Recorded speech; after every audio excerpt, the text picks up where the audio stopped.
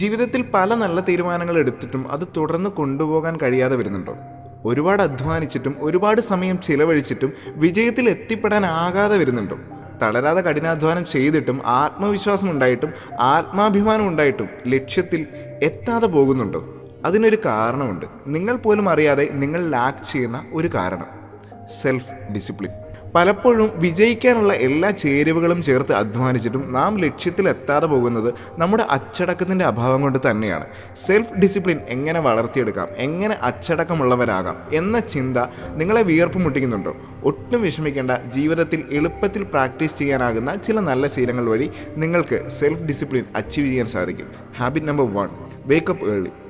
രാവിലെ 5 മണിക്ക് എഴുന്നേൽക്കുക എന്ന് പറയുന്നത് ഒരിക്കലും ഈസി ആയിട്ടുള്ള ഒരു കാര്യമല്ല. അത്ര എളുപ്പത്തിൽ അത് നമുക്ക് പരിശീലിക്കാനും സാധിക്കില്ല. പക്ഷേ ആരംഭ സമയത്ത് അല്പം കഷ്ടപ്പാടുകളൊക്കെ സഹിച്ച് രാവിലെ 5 മണിക്ക് എഴുന്നേറ്റ് പരിശീലിച്ചാൽ പിന്നെ നിങ്ങൾക്കത് വലിയ വെല്ലുവിളിയായി അനുഭവപ്പെടില്ല. മാത്രമല്ല, നിങ്ങളുടെ ജീവിതത്തെ അത് മാറ്റിമറിക്കും. ഈ ഹാബിറ്റ് ആക്ച്വലി നിങ്ങളെ ഡിസിപ്ലിൻഡ് ആക്കുന്നതിൽ ഏറ്റവും വലിയ പങ്ക് വഹിക്കുന്ന ഒരു നല്ല ശീലമാണ്.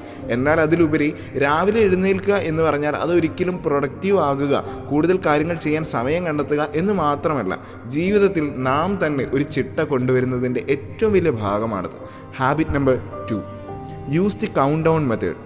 മോട്ടിവേഷൻ ഇല്ലാതെ നിൽക്കുന്ന സമയങ്ങളിൽ നിങ്ങൾ തന്നെ സ്വയം ഒരു കാര്യം ചെയ്യുക. 5 മുതൽ 0 വരെ പുറകോട്ട് എണ്ണി സ്വയം പറയുക, yes I can do this. കാരണം നമ്മളിൽ കൂടുതൽ ആളുകൾക്കും ചില സമയങ്ങളിൽ ആവശ്യം വേറൊന്നുമല്ല, നമ്മുടെ തന്നെ ഒരു പുഷാണ്. ആ ഒരു മൊമെൻ്റ് ഓഫ് സെക്കൻഡിൽ നമ്മൾ സ്വയം ഇൻസ്പയർഡ് ആവുകയും നമ്മുടെ പ്രവൃത്തികൾ ചെയ്തു തുടങ്ങുകയും ചെയ്യും. ആൻഡ് എക്സാക്ട്ലി ഇവിടെയാണ് നമ്മുടെ അച്ചടക്കം ആരംഭിക്കുന്നത്. Habit number 3: shift your mind set.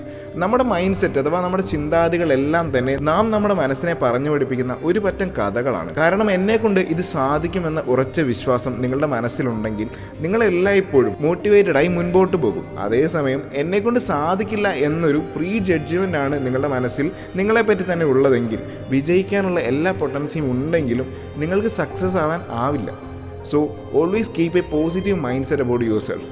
ഒരിക്കലും നമ്മുടെ വിൽ പവറിനെ നാം തന്നെ കുറച്ച് കാണരുത്. എനിക്ക് എത്രമാത്രം വിൽ പവർ ഉണ്ടെന്ന് ഞാൻ വിശ്വസിക്കുന്നു, എക്സാക്ട്ലി അത്രയും എമൗണ്ടാണ് എൻ്റെ വിൽ പവർ എന്ന് മനസ്സിലാക്കി നിങ്ങളുടെ വിജയത്തിലേക്കുള്ള യാത്ര ആരംഭിക്കുക. ആൻഡ് ഇങ്ങനെ ചെയ്യുമ്പോൾ നമ്മുടെ വിജയത്തെ പുൽകുന്നത് നമ്മുടെ തന്നെ വിൽ പവറിൻ്റെ ബലത്തോടു കൂടിയായിരിക്കും.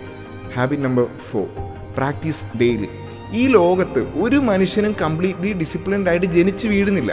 എല്ലാ ദിവസവും അച്ചടക്കം പരിശീലിച്ചാണ് അവർ സെൽഫ് ഡിസിപ്ലിൻഡ് ആവുന്നത്. So always practice.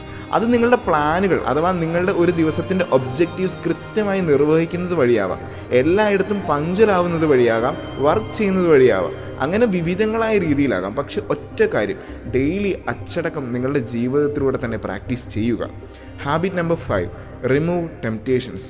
നമ്മളിപ്പോൾ ആയിരിക്കുന്ന അവസ്ഥ എന്ന് പറയുന്നത് തന്നെ ആവശ്യത്തിൽ കൂടുതൽ ഡിസ്ട്രാക്റ്റഡ് ആണ്. സോ അത് കൂടുതൽ കോംപ്ലിക്കേറ്റഡ് ആകാതിരിക്കാൻ ശ്രമിക്കുക. അതായത് ചില കാര്യങ്ങളിൽ നിന്നും വിട്ടു നിൽക്കുന്നത് വഴിയായിരിക്കാം, ചില സന്ദർഭങ്ങളോട് ചില ആളുകളോട് ഇടപഴകാതിരിക്കുന്നത് വഴിയാകാം, ചില സന്ദർഭങ്ങൾ ജീവിതത്തിൽ നിന്നും ഇൻറ്റൻഷനലി ഒഴിവാക്കുന്നത് വഴിയായിരിക്കാം. ആൻഡ് മോസ്റ്റ് ഇമ്പോർട്ടൻ്റ്ലി എല്ലായ്പ്പോഴും ഫോക്കസ്ഡ് ആയിരിക്കാൻ ശ്രമിക്കുക. സെൽഫ് ഡിസിപ്ലിൻ അവിടെ സ്വാഭാവികമായും സംഭവിക്കും. നിങ്ങളെ കൂടുതൽ പ്രൊഡക്റ്റീവ് ആക്കാൻ, ആത്മവിശ്വാസത്തോടും ആത്മാഭിമാനത്തോടും കൂടി വിജയത്തെ പുൽകാൻ ഏറ്റവും കൂടുതൽ സഹായിക്കാൻ പോകുന്ന ഒരു ഘടകമായിരിക്കും നമ്മുടെ അച്ചടക്കം എന്ന് പറയുന്നത്. ആ ചിന്ത എല്ലായ്പ്പോഴും മനസ്സിൽ സൂക്ഷിക്കുക. അതിൻ്റെ പ്രാധാന്യത്തെ എല്ലായ്പ്പോഴും വീണ്ടും വീണ്ടും ഓർത്തുകൊണ്ടേയിരിക്കുക. Be the creator of your own destiny. Stay strong, stay inspired, inspiring freak.